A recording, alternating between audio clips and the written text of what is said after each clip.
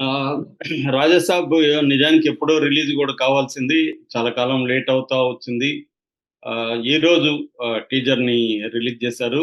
దాదాపు ఆంధ్ర రాష్ట్రాల్లో అనేక థియేటర్లలో థియేటర్ టీజర్ రిలీజ్ ఫంక్షన్ గూడా చేశారు. ఈ సందర్భంగా మచిలీపట్నం ఆహ్, దగ్గర మచిలీపట్నంలో సిరికిరి థియేటర్ దగ్గర ఆహ్, మారుతి కటౌట్ పెద్దది పెడితే దానికి మారుతి ట్వీట్ కూడా చేశాడు. ఇదే థియేటర్ దగ్గర మా నాన్న బండిలో అరటిపండ్లు అమ్మేవాడు. నేను బ్యానర్లు రాసేవాడిని. అలాంటిది ఇప్పుడు ఒక నేషనల్ స్టార్ పక్కన ఆయనకి ఈక్వల్‌గా నా కటౌట్ పెట్టడం అనేది నా అదృష్టం. మా నాన్న గాని బతుకుంటే ఎంతో ఆనందించేవాడు.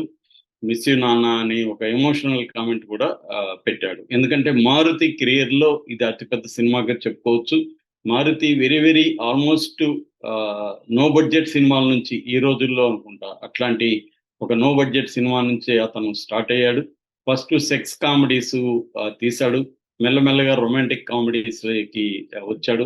ఆ తర్వాత ప్రేమ కథా చిత్రం. అతను డైరెక్ట్‌గా డైరెక్ట్ చేయకపోయినా అతని టీము, అతని ఆధ్వర్యంలో చేశారు. అది తెలుగులో అప్పట్లో పెద్ద హిట్ అయిన ఒక హారర్ కామెడీ. హారర్ కామెడీ అనేది హాలీవుడ్‌లో 'స్క్రీమ్' నుంచి మొదలవుతుందనమాట. 'స్క్రీమ్' సీరీస్ నుంచి హారర్ కామెడీ అనేది సెపరేట్ జాన్రాగా మొదలైంది. అంతకుముందు హారర్ థ్రిల్లర్స్, హారర్ సినిమాలుండేవి. హారర్‌లో కామెడీని క్రియేట్ చేయడం అనేది 'స్క్రీమ్' నుంచి మనకు మొదలైంది. ఆ తర్వాత ఇండియాలో గూడా మనకి అనేక సినిమాలొచ్చాయి. హిందీలో 'శ్రీ' సీరీస్ గావచ్చు, 'రాజ్' సీరీస్ గావచ్చు, 'రాగిణి ఎంఎంఎస్' కావచ్చు, ఇలాగ బాలీవుడ్, తమిళ్ అన్ని భాషల్లో గూడా హారర్ కామెడీ అనేది ఇండియాలో గూడా ఫుల్‌గా వచ్చింది. ఇది ఒక రకంగా ఏందంటే మినిమమ్ గ్యారంటీ ఉంటది. హారరు ప్లస్ అంటే భయము, కామెడీ ఈ 2 మిక్స్ చేయడం అనేది ఒక ఇదిగా ఉంటది. ఇప్పుడు అలాంటి ఒక జానరాలో 'ప్రభాస్' ఫస్ట్ చేయడం, 'ప్రభాస్' లాంటి ఒక నేషనల్ లెవెల్ హీరోతో దాదాపు 'ప్రభాస్‌కి' ఆహ్, ఆహ్, one of the top remuneration తీసుకునే వాళ్ళలో ఒక 5 మంది ఉంటే 5 మందిలో 1, 2లో 'ప్రభాస్' ఉన్నాడు.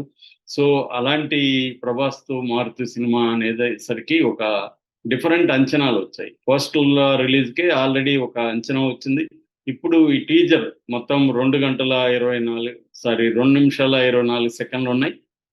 అందులో నచ్చనిదేందంటే నాకు దాంట్లో గూడా మళ్ళీ ఆ తొక్కలో యాడ్, ఆ యాడ్ అంటేనే చాలా మందికి కాలుతుందిప్పుడు. ఆ యాడ్‌తో ఎందుకు ఆ కర్మ పట్టింది వీళ్ళకి? ఇంత బడ్జెట్ పెట్టే వాళ్ళకి యాడ్ నుంచి వచ్చే డబ్బులు ఎందుకు? ఈ కక్కుర్తి ఏందిరా అనిపిస్తా ఉంది. అదైతే కింద కామెంట్లు గూడా చూడొచ్చు మనం. 'ప్రభాస్' సినిమాకి కూడా పనికిమాలిన యాడ్ కావాలనా? అనేదైతే మనకి అందరికి కోపమొస్తుంది. నాకు గూడా అదే కాలింది. మళ్ళీ దీనికి గూడా ఇది కావాలని. ఎందుకంటే ఈ ట్రైలర్‌లో ఆ యాడొచ్చి, ఆ యాడ్‌ని వచ్చే డబ్బులు 'ప్రభాస్' సినిమాకి అవసరం లేదు. సో, దాని మీద అయితే విమర్శలొచ్చాయి బిగినింగ్. ఇక ఆహ్, ఈ టీజర్ ఎలా ఉందంటే, ఒక సీరియస్ డైలాగ్‌తో మొదలవుతుంది. ఈ ఇల్లు నా దేహం, ఈ సంపద నా ప్రాణం, నా తదనంతరం గూడా దీన్ని నేను మాత్రం అనుభవిస్తాను.